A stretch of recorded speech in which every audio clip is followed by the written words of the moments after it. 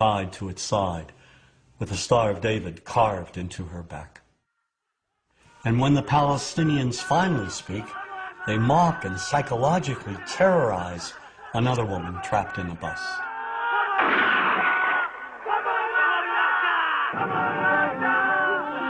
Well, if we jump forward a decade to the film Black Sunday, the Palestinian terrorist is now a woman.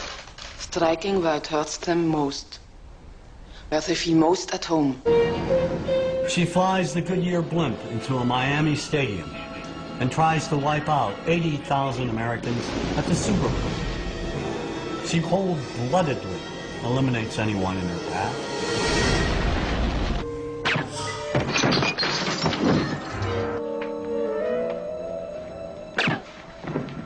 The movies that we see basically follow Washington's policies. It's reflected in the cinema over and over again, particularly during the 1980s and the 90s, where you had perhaps 30 films which showed Palestinians as a people who were intent on injuring all Americans. How may we help you, Jad?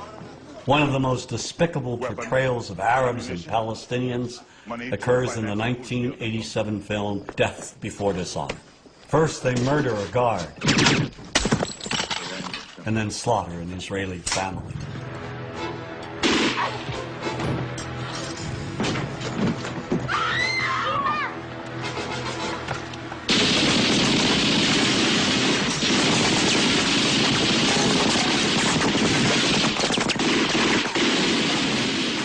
They kidnap and torture an American Marine, and in cold blood execute another.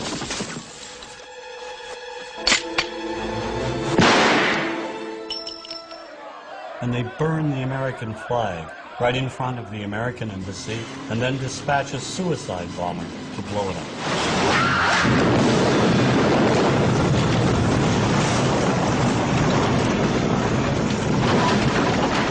One reason we've not been allowed to empathize with any Palestinian on the silver screen is due to two Israeli producers, Menachem Golan and Yoram Globus.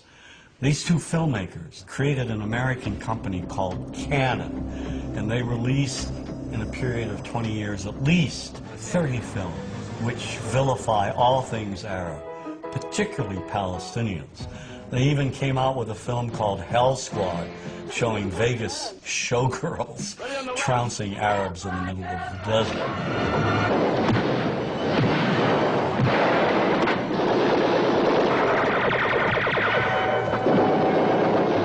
I think the most effective film they've ever done, one of the most popular and most racist, is The Delta Force. Here Palestinians hijack a plane and terrorize the passengers, especially the Jewish ones. Pick out the passport with Jewish names. There is no form of communication more powerful than film in creating propaganda, and Golan and Globus took it to another level. Certainly American producers play a role in vilifying Palestinians. I mean, perhaps the most anti-Palestinian film is True Lies.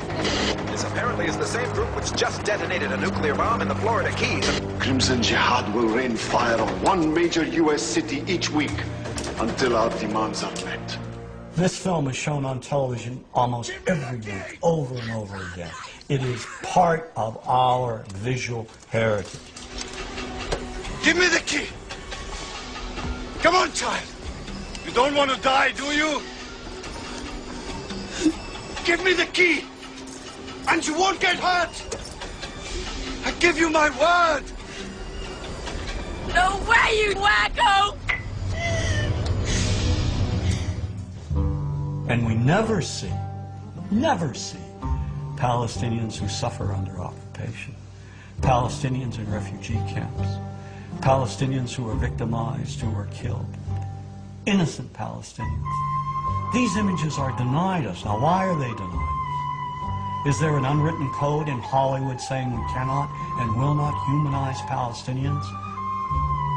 I mean, why can't we humanize Palestinians in the same manner in which we humanize Israelis? Is not the life of a Palestinian child, media-wise, Hollywood-wise, politically wise, as important, as humane, as valuable as the life of an Israeli child? And if the answer to that is yes, why can't we see that on silver screens?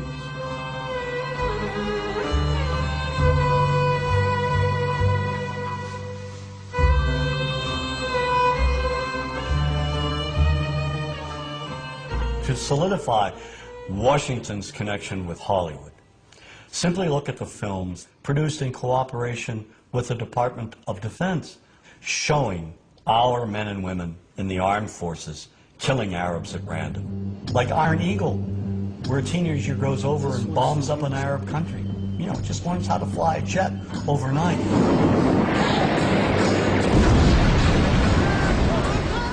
And then, of course, Navy SEALs, with Charlie Sheen goes over to Lebanon and obliterates scores of Arabs. All right, Chief. Let's go tag him and bag him. Of all the Department of Defense films, the one that will stand the test of time as being the most racist is Rules of Engagement.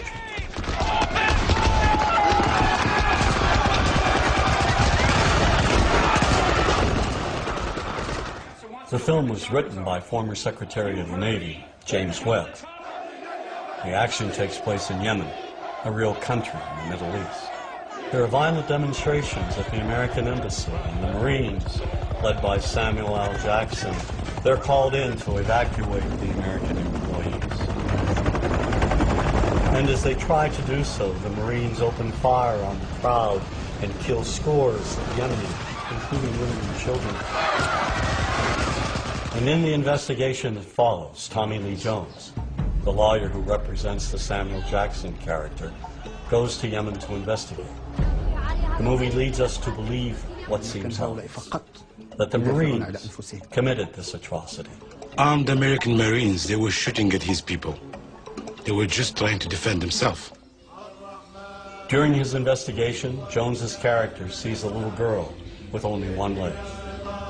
He follows her, comes upon a hospital ward full of civilian victims.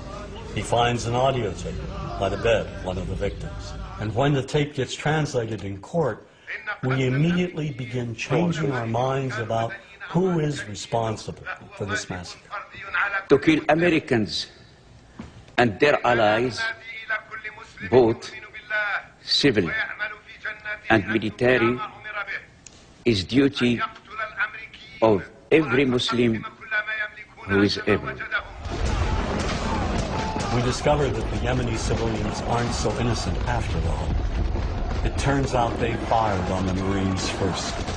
And in a moment that will live in Hollywood infamy, we suddenly learn that the little girl we've been sympathizing with, the very girl whose humanity and innocence may have broken down our stereotypes, well, she's no better than those other Yemeni terrorists.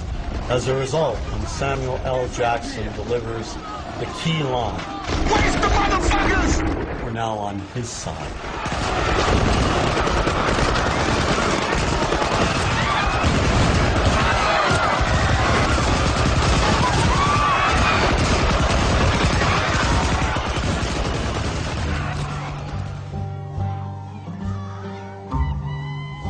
Why does this matter? Because in the end, the massacre of even women and children has been justified and applauded. It's a slaughter, yes, but it's a righteous slaughter. Sergeant Mack. Sir? Contact all stations. Mission complete. The humanity is not there. And if we cannot see the Arab humanity, what's left? If we feel nothing, if we feel that Arabs are not like us, or not like anyone else, then let's kill them all. Then they deserve to die, right?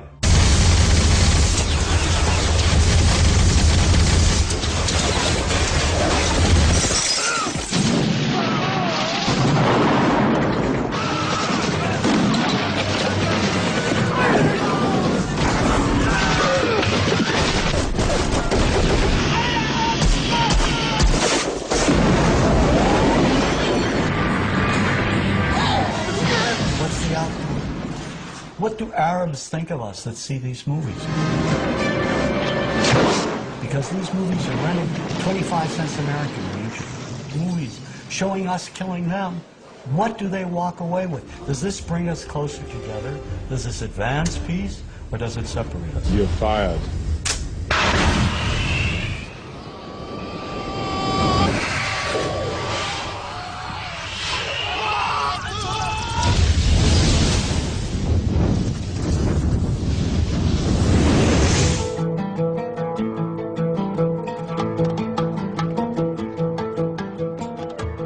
Islamophobia now is a part